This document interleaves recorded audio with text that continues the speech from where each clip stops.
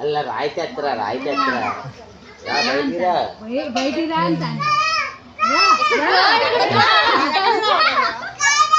ఇది మా ఇల్లు వెళ్ళిపోడు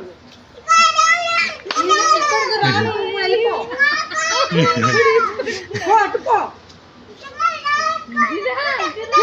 కుక్కరిక్రియలు